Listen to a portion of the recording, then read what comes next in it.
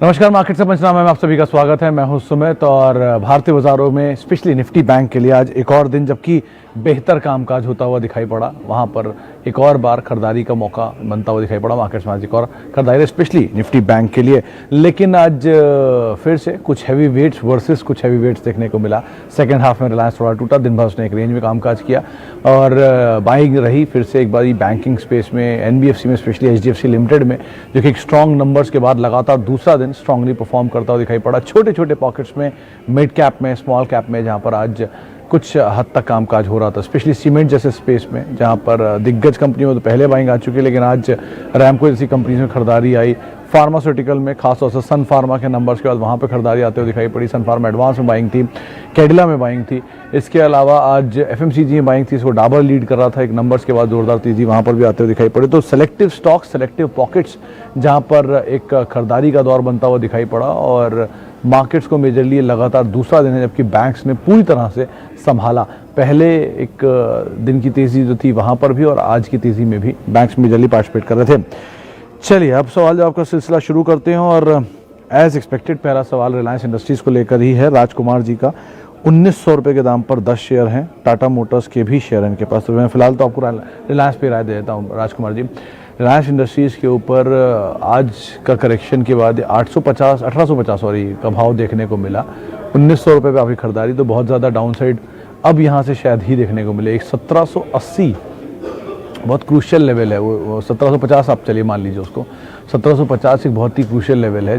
उसको शायद रिसेंटली या ना तोड़े, एक मान के चलें, उसको तोड़ा तो शायद सिचुएशन कुछ और होगी, लेकिन अभी के लिए एटलीस्ट टेक्निकली आप मीडियम टर्म में मान सकते हैं। लॉन्ग टर्म के लिए कोई दिक्कत नहीं, आप आराम से बने रहिए। देश की नंबर 1 कंपनी को आपने चुना है इन्वेस्ट करने के लिए, तो आप ज़रूर बने रह सकते हैं। ब्रोकरेज हाउसेस की रिपोर्ट इसी क्वार्टर के नंबर के बाद 2300 भी आई है और मैक्वेरी के टारगेट्स जो हैं 1300, वो 850 से बढ़ा के जो हुए हैं वो भी इसी क्वार्टर के लिए हुए हैं। तो आप ऐसा घबराएं नहीं, बहुत स्ट्रॉन्ग सेट हैं इस कंपनी के, नंबर्स हैं, फंडामेंटल्स हैं, तो ऐसी कोई घबराने वाली चीज़ नहीं है इसमें। अच्छा, आगे बढ़ते हैं। एक सवाल आया है यूपीएल को लेकर नितिन सोनी साहब का। वो हेमंत जाते जाते मुस्कुराते हुए जा रहे हैं यहाँ से। खैर यूपीएल पे जो सवाल है उसमें रिसेंटली एक नंबर्स आए थे यूपीएल के और मेजरली ब्रोकरेज हाउसेस से अपग्रेड भी आए थे। नंबर्स बहुत अच्छे का अनुमान बाजार पहले लगा रहा था, तो कुछ हद तक उसने तेज़ी पहले दिखाई थी, लेकिन उसका प्रॉफिट टेकिंग आई। एक और इंटरेस्टिंग कंपैरिजन रिसेंटली मैंने पढ़ा कि यूपीएल को पीआई इंडस्ट्रीज़ को बोला जा रहा है कि वो शायद नेक्स्ट यूपीएल बनता हुआ दिखाई पड़ेगा। तो अगर वो यूपीएल बनने की तैयारी कर रहा है पीआई इंडस्ट्रीज, जिस तरह कामकाज कर रहा है, तो जाहिर से ज़्यादा यूपीएल एक बेंचमार्क होगा ना, तभी तो उसको पीआई इंडस्ट्री मैच करना चाह रहा है। तो अच्छी कंपनी है, इस पूरे स्पेस की सबसे दिग्गज कंपनी है, आप बने रह सकते हैं, कोई इशू नहीं है। अगर आपका टाइम फ्रेम बड़ा है तो छोटी अवधि के लिए तो उसमें थोड़ी सी प्रॉफिट टेकिंग अभी देखने को मिलेगी, तो उसके हिसाब से आप रणनीति अपनी डिसाइड करें। बैंक्स को लेकर प्रॉफिट टेक कर लेना चाहिए या नहीं, अक्षय मित्तल साहब पूछ रहे हैं। देखिए, आईसीआईसीआई कोटक दोनों आपके पास है मित्तल साहब। अगर आप शॉर्ट टर्म के इन्वेस्टर या ट्रेडर हैं तो आप एटलीस्ट स्लाइट प्रॉफिट तो लेकर निकल सकते हैं। भसीन साहब तो ये मानते हैं कि अभी भी बहुत तेज़ी रहेगी, अभी तो शुरू भी नहीं हुई है काइंड ऑफ तेज़ी, और आगे मोमेंटम शायद गैदर करेगा। आईसीआईसीआई बैंक बहुत तेज़, बहुत बड़ा रनअप दिखाया, तो थोड़ा सा प्रॉफिट टेक आपको कर लेना चाहिए। अब एटलीस्ट पूरा नहीं तो हाफ या कुछ हिस्सा आप लेकर निकल जाए, ताकि अगर नीचे आए तो आपको दोबारा मौका मिले एंटर करने का। तो आप उस हिसाब से अपनी रणनीति रखें। 430 के आसपास आमतौर पर आईसीआईसीआई बैंक में सेलिंग आती है, तो आप ये लेवल को ज़रूर ध्यान रख सकते हैं। अच्छा, विप्रो होल्ड या सेल, ये प्रसून माथुर साहब का सवाल है। प्रसून जी, हमने 375 रुपये पर खरीदारी की है। 335-40 पे विप्रो एक अच्छा बायबैक में रिडीम करने वाला शेयर बन जाता है। यानी कि अगर आपने लिया है तो आप बायबैक में टेंडर करके इसे अपने प्रॉफिट्स को एटलीस्ट लॉक कर सकते हैं। 375 रुपये के दाम पर आप बीच में, ना ऊपर 400 ना नीचे 335, तो आप एटलीस्ट वेट तो कर ही सकते हैं। अगर आप बायबैक में देना चाहते हैं मीडियम टर्म में तो आप वो भी दे सकते हैं, आपके पास ये चॉइस खुली हुई है। लेकिन कंपनी में लॉन्ग टर्म के हिसाब से सच कोई प्रॉब्लम नहीं है। अच्छी ग्रोइंग कंपनी है, बढ़िया बिजनेस है, बढ़िया प्रमोटर है, डेट फ्री कंपनी है, तो कोई इशू नहीं है। आप उस हिसाब से इसको देख सकते हैं। When to add Reliance, rice साहब अभी कुछ देर पहले हम रिलायंस से बात कर भी रहे थे। रिलायंस या रिलायंस पीपी दोनों के लिए आप इस चीज़ का ध्यान रखें कि दोनों में डिस्काउंट कहाँ ज़्यादा मिल रहा है। दोनों में जहाँ ज़्यादा बेहतर फॉल दिखा है, ज़्यादा डिस्काउंट मिल रहा है, वहाँ पर आप एंटर करें। रिलायंस पीपी के केस में आपको आगे पैसे देने पड़ेंगे, रिलायंस के केस में आपको पैसे अभी देने पड़ेंगे। दूसरा, रिलायंस के लिए बेस्ट लेवल 1750 के आसपास अभी दिखाई पड़ रहा है। अगर थोड़ा और नीचे मिले तो बात अलग है, लेकिन अभी के लिए तो 1750 एक क्रूशियल लेवल है, इसको आप ध्यान रखें। कंपनी के ऊपर फोकस करें, धंधे के ऊपर उनके फोकस करें, और ये ना भूलें कि वो कंपनी हर क्वार्टर में 9,800 करोड़ रुपए के आसपास का प्रॉफिट दे रही है। इतने बड़े प्रॉफिट के साइज़ के साथ हर क्वार्टर में जो कंपनी चल रही है वो इतनी आसानी से गिरने या आसानी से उसका जो स्टॉक प्राइस फॉल हुआ है, कोई ऐसा वो नहीं है कि आप उस पर घबराने लगें। तो आप बने रह सकते हैं, लोअर लेवल पे खरीदारी कर सकते हैं, ये ज़्यादा बेटर रणनीति होगी।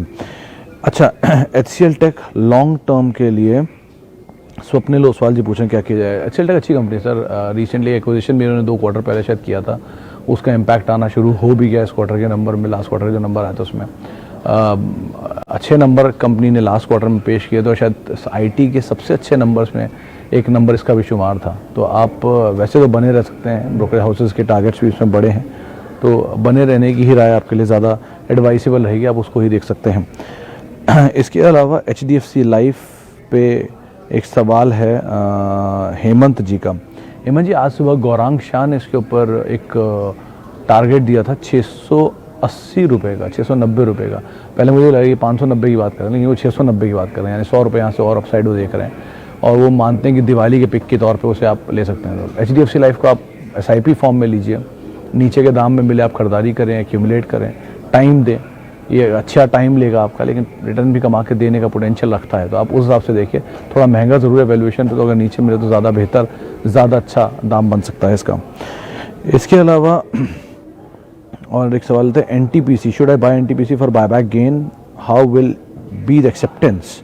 अमित साहब, ऐसे समझिए NTPC 2% का एक बायबैक लेके आ रही है अपनी इक्विटी साइज़ का, 2200 करोड़ रुपये या 2500 करोड़ रुपये के आसपास का इसका बायबैक है, अगर मैं गलत नहीं हूँ तो। 115 रुपये बायबैक का दाम है। तो अगर मान लीजिए 2% में भी सरकार पार्टिसिपेट करेगी, क्योंकि सरकार का ध्येय यही है कि वो बायबैक में पार्टिसिपेट करके अपना स्टेक देकर कंपनी को बायबैक करा दे वो, तो उससे उनको रकम मिल जाएगी। तो इस तरह की एक रणनीति होती है बायबैक की।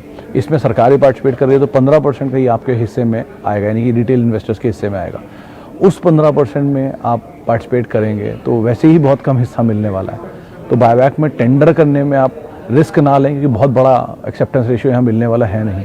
इंस्टेड अगर आपको दाम ऊपर का मिल जाए तो ज़्यादा बेटर रहेगा। एक आज ही CLSA की शायद रिपोर्ट थी, वो 140 रुपये के टारगेट्स भी देख रहा था नंबर्स के बाद, लेकिन 115 पे सप्लाईज़ के चांसेस ज़्यादा होंगे। तो आप इस तरह के टारगेट लॉन्ग टर्म के लिए तो सोच सकते हैं। अभी के लिए एटलीस्ट बायबैक में पार्टिसिपेट नहीं करें, वो ज़्यादा बेटर चॉइस है। बहुत सारे ऑप्शन खुले हुए हैं, आप TCS जैसी कंपनी को देखिए, विप्रो जैसी कंपनी को देखिए जहाँ बायबैक है, इसमें एटलीस्ट मत जाइए। स्लो मूवर है, इस तरह परफॉर्म करेगा कहना मुश्किल है।